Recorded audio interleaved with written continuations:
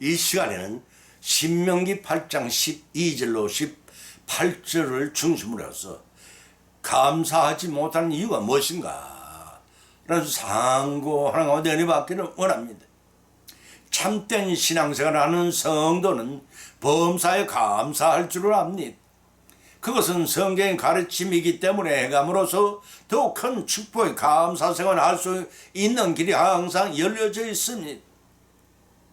그런데 대부분의 하나님을 믿고 섬기는 사람들은 감사한 일에 왠지 인색합니다. 우리는 어떠한 경우와 언제 감사합니다 라는 말을 해야 하는지를 잘 사용하지 않아서 어색하기 때문에 이를 배워 익숙하게 만들어져 나가야 합니다. 어릴 때부터 부모를 통해 반복적으로 배우는 것이 필요합니다. 그렇지 않으면 평생 감사를 표현하지 못하는 생활을 하게 됩니다. 요즘의 어린이들이 젊은이들이 그렇지 않은가 하고 생각됩니다. 더더욱 하나님께 감사합니다는 말도 배우고 아멘이라는 표현도 자주 사용해 감사가 넘치는 생활을 할 수가 있습니다. 그것이 당연한 사람의 도리요 하나님의 은혜를 받는 성도의 도리라고 할 것입니다. 그러나 하나님의 풍성한 은혜와 축복을 받고서도 감사의 말을 할 줄 모르는 사람이 의외로 많습니다. 감사는 우리의 생각을 고맙다고 말로 표현하는 것입니다. 두 남녀가 열렬히 사랑하지만 만날 때마다 사랑한다는 고백을 하지 않는다면 서로가 오해하여 그 사랑을 완성할 수가 없는 이치와도 같다고 하겠습니다. 어떤 민족의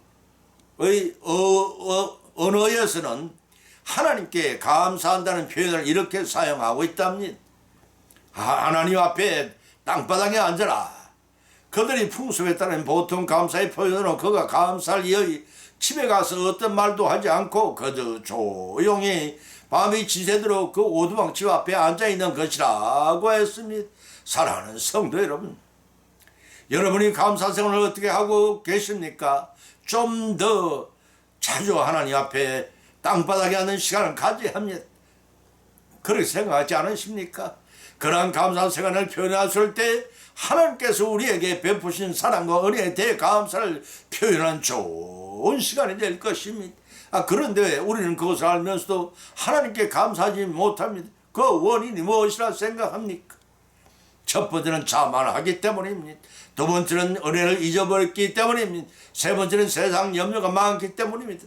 과연 그러한지 성경의 이상의 세 가지 말씀을 발차의 본문으로 삼고 상고하는 가운데 피차에 성령님의 감동, 감화 역사하심의 은혜를 받고 실천함으로써 우리 생활에 적용하고 그래야 믿음이 성숙해지고 예비한 복을 다 받으시기를 예수님의 이름으로 축원드립니다. 첫 번째는 자만하기 때문이라고 했습니다. 신명기 8장 12절로 18절을 쳐다보면 기록하기를 네가 먹고 배불리고 아름다운 집을 짓고 거하게 되며 또 네 우양이 번성하며 네 언금이 정식되며 네 소유가 다 풍부하게 될 때 두렵건대 네 마음에 교만하여 네 하나님 여호와를 잊어버릴까 하노라. 여호와는 너를 애굽 땅 종되었던 집에서 이끌어내시고 너를 인도하여 광대하고 위험한 광야 곧 불뱀과 정갈이 있고 물이 없는 건조한 땅을 지나게 하셨으며 또 너를 위하여 물을 굳은 반석에 내었으면 내 열조들도 알지 못하는 만날 광야에서 네게 먹이 있었나니 이는 다 너를 낮추시고 너를 시험하서 마침 네게 복을 주려 하심이었느니라. 또 두렵거든 네가 마음에 이르기를 내가 능과 내 손의 힘으로 이 재물을 얻었다 할까 하노라. 네 하나님 여호와를 기억하라. 그가 네게 재물을 얻는 능을 주셨습니다.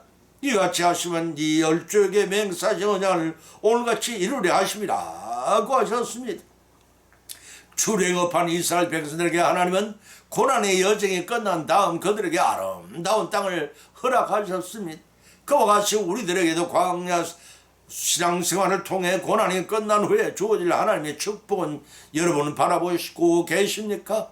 가난하고 배고플 때는 하나님께 매달려 믿음 생활을 잘합니다. 그러나 물질적 풍요로 생활의 여유를 갖게 되면 인간은 나태와 방종 속에 쉽게 빠져들고 맙니다. 사랑하는 성도 여러분, 물질적인 풍요를 누리고 있는 지금 예전에 가난할 때마다 더욱 하나님을 사랑한다고 장담하실 수가 있겠습니까? 데살로니가 후서 1장 3절과 디모데 후서 4장 8절과 역대상 16장 41절 마태복음 19장 21절 말씀입니다. 본문의 핵심 말씀은 하나님의 은혜를 잊지 말라는 것입니다.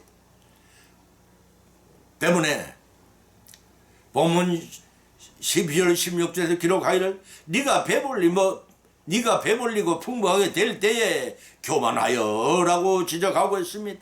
하나님의 축복은 물질의 풍요가 좋은 것인 동시에 타락한 인간에게는 얼마나 나쁜 영향을 줄 수 있는 것인을 극명하게 교훈하고 있습니다.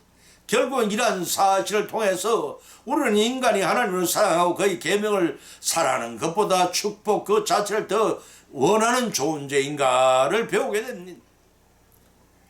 동시에 얼마나 인간이 하나님의 사랑을 극진히 받으면서도 하나님을 사랑하는 일에는 연약한 존재인가를 깨닫게 되고 넉넉하고 편할 때 더욱 자신을 돌아봐야 한다는 사실을 깨닫게 됩니다. 본문에서 불뱀, 히브리어 나하시, 샤라프라는 말은 고대 건동 지역에서 볼 수 있는 뿔난 독사 또는 독사의 일종이라고 창세기 49장에서 기록하시면 참조하시기 바랍니다. 이 독사로서 이 뱀에 물리면 높은 열과 심한 갈증에 시달리다가 죽게 됨으로써 붙여진 이름입니다. 물이 없는 건조한 땅이란 광야의 특징을 묘사한 말인데 고갈하고 물기라고는 전혀 찾아볼 수 없는 메마른 땅을 가리킵니다. 여호와는 이끌어내시고 지나게 하셨으며 물을 내셨으며 만나를 먹이셨느니라고 본문에 기록하고 있습니다. 광야 생활의 고통과 어려움 속에서 이스라엘을 향하신 하나님의 초자연적인 사건으로 베풀어 주시니까 얼마나 큰 연치를 극명하게 보여주는 내용입니다. 하나님은 출애굽 때부터 가나안 땅에 정착할 때까지의 전 과정 동안 이스라엘 백성의 모든 걸 책임지셨습니다. 광야 40년 동안 이슬처럼 만나를 내려 먹이시고 바위를 터쳐 가란 목을 죽이게 하셨으며 옷이나 실이 떨어지지 않게 하시고 앞길을 가로먹는 태에서 싸워 백전백성하게 하셨습니다.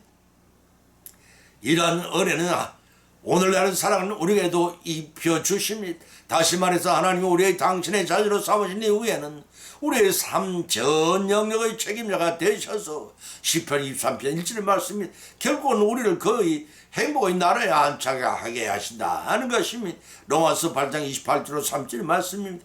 따라서 모든 성도들은 우리가 하나님의 무궁한 사랑을 늘 마음속에 새김으로써 하나님을 향한 우리의 순종과 충성을 정진시켜 나가야 할 것입니다. 그래서 본문 끝절에서는 이는 다 너를 낮추시며 복을 주려 하심이라고 밝히고 있는 것입니다. 이 말씀은 이스라엘 백성에게 대한 40년 광야 생활의 목적이 무엇인가를 밝혀주고 있는 것입니다. 하나님께서 광야에서 이스라엘에게 행하신 모든 일, 다시 말해 그들이 겪어야 했던 환난과 역경은 하나님이 주시는 축복을 올바르게 누리고 사는 법과 그를 경외하는 법을 배우게 하는데 그 목적이 있었음을 말해줍니다. 오늘날의 성도들 환난과 역경을 통하여 연단하시는 목적도 마찬가지입니다. 본문 17절에서 내가 이 재물을 얻었다 할까 하노라고 하였습니다. 불신자들은 말할 것도 없고 신자들까지도 현재 자신이 누리고 있는 복락과 평안들이 자기의 능력의 결과라고 생각하기 쉽습니다. 그러나 그 배우에는 사역하시는 하나님 은혜를 부여했으면 그것은 하나님의 사역을 부인하시는 것이 됩니다. 따라서 이러한 교만한 생각에 대한 하나님의 징벌은 심히 두려울 수밖에 없습니다. 잠언서 18장 12절과 야고보서 4장 13절로 16절의 말씀입니다. 이 같은 교만한 마음을 품지 아니할지라도 하나님께 감사치 아니하며 영광을 돌리지 않는 행위는 그 같은 교만한 마음이 소유자와 본질상 다를 바가 없다고 하겠습니다. 로마서 1장 21절 지적의 말씀입니다. 이러한 배은망덕의 행위야말로 감사치 않는 이유이며 자만하기 때문임을 아시고 범사에 감사함으로 더 큰 감사를 성취하여 베푸시는 은혜를 풍족히 누리시는 겸손한 저와 여러분의 믿음 생활 되시길 예수님 이름으로 간절히 축을 드립니다. 두 번째는 은혜를 잊었기 때문이라고 했습니다. 본문의 말씀 느헤미야서 9장 25절로 26절을 찾아보면 기록하기를 저희가 견고한 성과 기름진 땅을 취하여 모든 아름다운 물건을 채운 집과 파서 만든 우물과 포도원과 감단원과 허다한 과망을 차지하여 배불리 먹고 살찌우고 주님의 큰 복을 즐겨 싸우나 저희가 오히려 순종치 아니하고 주를 기억하며 주의 율법을 등에 두고 주께 돌아오기를 권면하는 선자를 죽여 크게 설만하게 행하였나이다 라고 하였습니다. 본문의 말씀 민족적 회개 운동 기간에 레인들의 인도해 이스라엘 백성들이 하나님께 드린 기도의 내용이 소개되고 있습니다. 거기에는 6절로 15절과 16절과 13절과 31절 38절 등 세 번으로 나눠 언급하고 있는데 특히 보면은 백성들이 반복된 범죄와 불순종에 대해 고백하는 내용으로서 광야 생활로부터 바벨론 포로 생활까지의 사건을 다루고 있습니다. 다시 말해서 이스라엘 역사 가운데 두드러지게 나타났던 배교 사건과 그럼에도 불구하고 계속적으로 베풀어 주신 하나님의 은혜를 다루고 있습니다. 따라서 징계는 하나님께 자기 백성을 훈련시키기 위해 사용하는 사랑의 도구입니다. 이스라엘 백성들이 불순종할 때 하나님께서는 대적들의 손길을 통해 징계하시고 그들에게 환난을 겪게 하시지만 이는 그들을 훈련시키기 위함인 것입니다. 따라서 오늘날 우리 성도들은 하나님께 죄와 사망에서 예방시킨 것은 영적인 방중에 빠져 제멋대로 살라고 만든 것이 아니라 하나님의 사랑을 입은 자녀답게 예수 그리스도를 본받도록 만드시기 위함인 것입니다. 제 말이 아니라 예배소 4장 17절로 24절 5장 1절로 9절의 말씀입니다. 그러므로 우리는 매일매일 하나님이 기쁘시게 해야 될 것이 무엇인지를 상고하는 자들이 되어야 합니다. 본문 25절에서는 저희가 견고한 성들과 기름진 땅 허다한 과목을 차지하여 주님의 큰 복을 즐겨 싸우나라고 하였습니다. 본절의 견고한 성들과 기름진 땅이란 가나안 정복 전쟁 때 하나님의 은혜로 차지하게 된 여리고, 아이, 림나, 라게스, 하솔, 헤브론 등의 도시국가의 성곽과 도시를 말합니다. 기름진 땅이나 광야 생활을 하며 선망의 눈으로 바라봤던 적과 꿀이 흐르는 만큼 비옥한 곳을 가리킵니다. 또 허다한 과목은 팔레스틴 지역 날씨가 좋아서 과목들의 집산지라 해도 과언이 아닐 것입니다. 포도나무, 감람나무, 무화과나무, 모과나무, 사과나무, 편도나무는 아몬드라고 그럽니다. 오렌지나무 등 여러 과목들이 많았습니다. 그런 과목들 때문에 본절 말미에서 끝절에서 주님의 큰 복을 즐겨 싸우냐고 서술하고 있는 것입니다. 본문 20절은 오히려 순종치 않고 주를 거역하며 주께 돌아오기를 권면하며 선지자를 죽여라고 하였습니다. 당시에 이스라엘 백성들은 율법을 등대에 두는 행위로 하나님을 무시하는 죄를 이어 가장 적극적인 죄를 지었습니다. 하나님께서는 이스라엘 백성들을 사랑하셔 선지자를 계속 보내어 회개를 촉구하고 돌아오도록 해서 보내셨습니다. 그렇지만 백성은 오히려 선지자들을 능욕을 했습니다. 열왕기상 18장 4절과 3절, 19장 10절과 14절, 역대하 24장 21절, 36장 15절에 16절에 그 말씀이 기록된 참조하시기 바랍니다. 다시 말해서 선지자는 하나님이 대신한 하나님 뜻을 전하는 자인데 이들을 살해하는 일까지도 서슴지 않았던 그들의 악행을 하나님이 대적하는 일입니다. 이때 많은 선지자들이 아합왕의 묵인아이 이세벨에 의해 살해되었고 여호야다의 아들 스가랴도 요아스 왕에 의해 살해되었다고 역대하 24장 20절에 기록되어 있는 것입니다. 구원으로 인도하시는 하나님께 감사하지 않는 이유는 무엇이라 생각하십니까? 만가지 은혜를 받은 우리들이요, 그 거신 은혜를 하늘을 두리만에 삼켜 바다를 먹물을 삼아도 한없는 하나님의 사랑 은혜를 다 우리는 기록할 수가 없습니다. 저 하늘 높이 쌓아도 채우지 못한다고 찬송가 404장 가사는 노래하고 있습니다. 그런데 우리가 하나님께 감사하지 못하는 이유는 하나님의 은혜를 잊었기 때문입니다. 이를 회개하고 감사함으로 더 큰 감사를 받고 불안히 베푸시는 우리 모두의 축복받는 여생의 생활이 되시기를 예수님으로 간절히 축을 드립니다. 세 번째는 자족하지 못하기 때문이라고 했습니다. 디모데전서 6장 6절로 8절의 기록을 찾아보면 그러나 자족하는 마음이 있으면 경건이 큰 이익이 되느니라.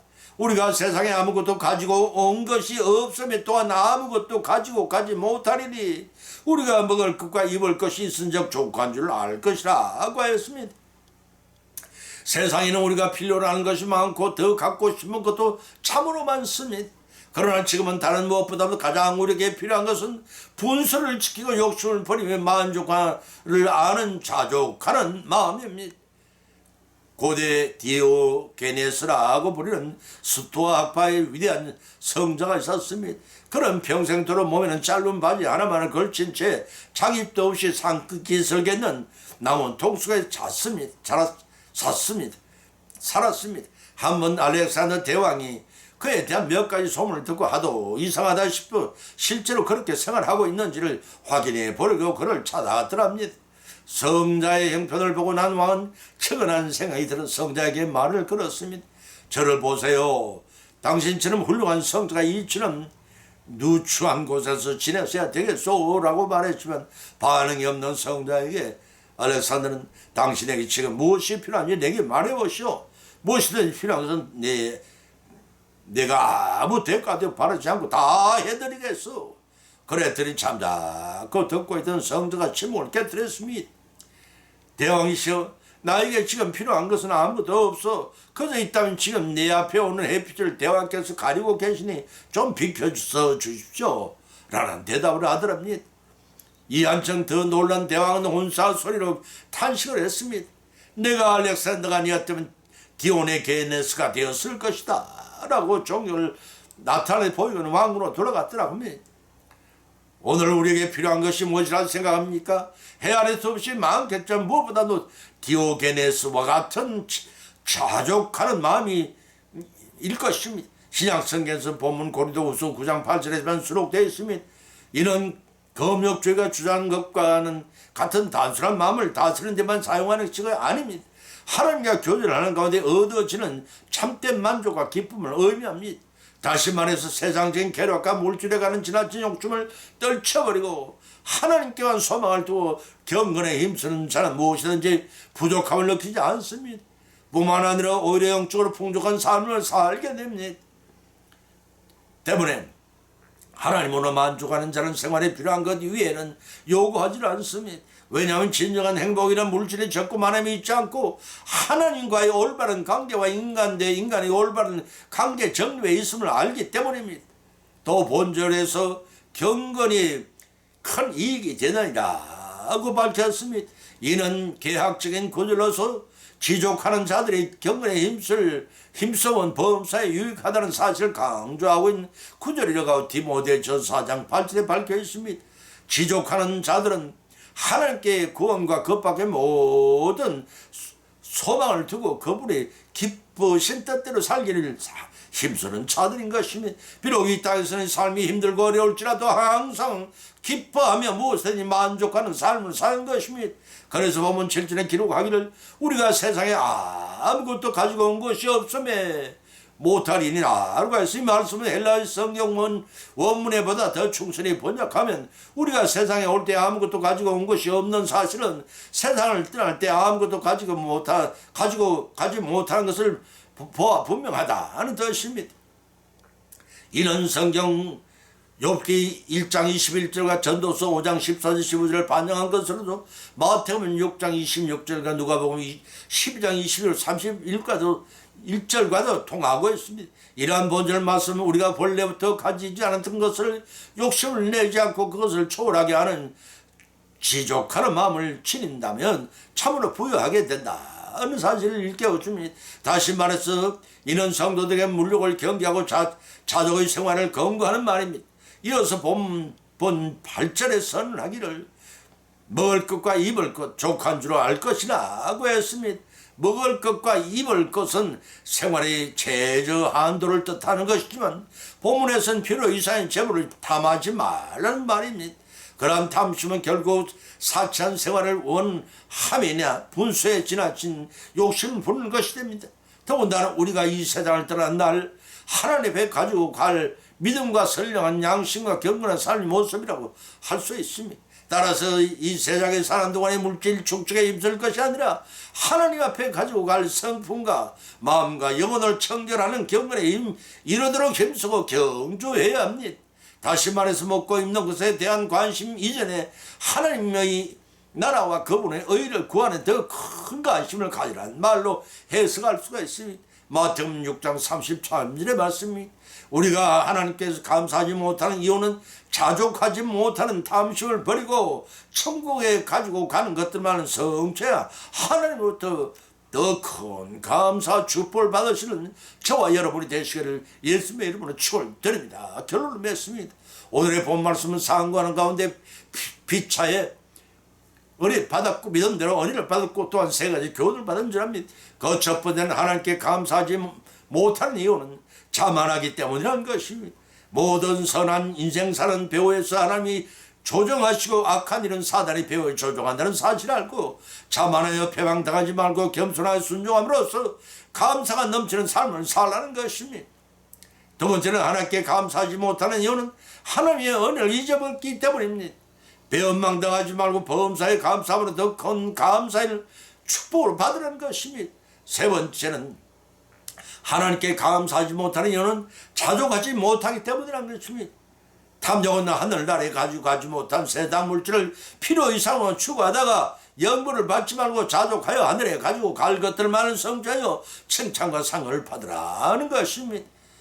이러한 교훈을 받는 것들을 거치지 말고 우리의 실생활 가운데서 실천하고 적용함으로써 믿음이 성숙되어 부활을 받기 위해 결단한 귀한 여생의 삶을 믿음으로 승리하시기를 예수님의 이름으로 간절히 축원을 드립니다. 찬송가 436장을 올리겠습니다.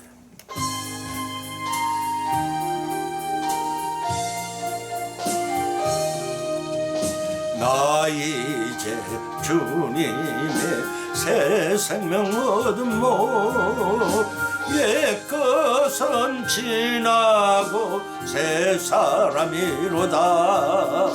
그 생명 내 맘에 강같이 흐르고 그 사랑 내게서 해같이 빛난다. 영생을 누리며 주님 안에 살리라. 오늘도 내일도 주님 함께 살리라. 주님